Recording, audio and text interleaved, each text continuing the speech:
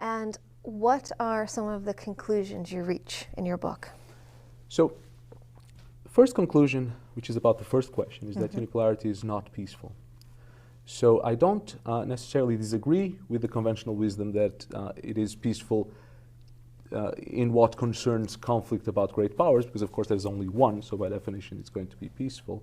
I do disagree, however, in that it is peaceful overall, because I think the effect of a unipolar structure of the international system on the interactions between the great power, the US, and minor powers may result in a level of conflict that will compensate in a negative way that absence of great power war.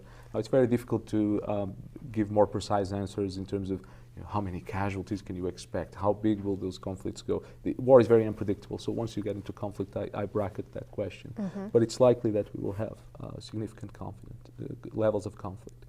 The other aspect, the other question, is the question of durability, which is a question on which there is great debate. Will it be durable? Will the US be forever the only great power? Will it be the only great power only for a while? Is it an age and then China or India or whoever it is takes over?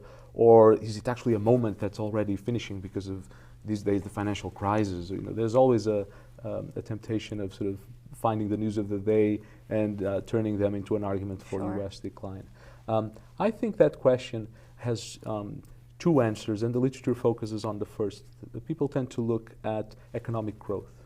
And of course, since the US is not the most populous country in the world, as other countries catch up in terms of economic development, their economy will be larger. And it's very likely that the US will not be the largest economy in the world 3, 4, 5, several decades ahead. But I think the literature misses the second step, which is, well, will that economic power, rising economic power, that other country necessarily convert that economic power into military power and compete with the US and try to, for instance, deny the US the current command it has over globally, air, sea, space.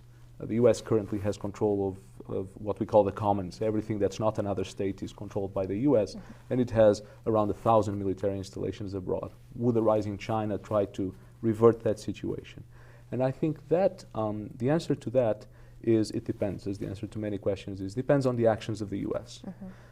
It depends, it's very much in the US's own hands to have a policy of accommodation and reconciliation that enables a rising power to actually feel satisfied with the system, to extract from the system the benefits it feels it is entitled to as a result of its rising power, or whether the US will try to contain a rising power and therefore increase its dissatisfaction with the way the system works, and as a result lead it to actually convert its latent power, economic power, into military power and try to compete with the US.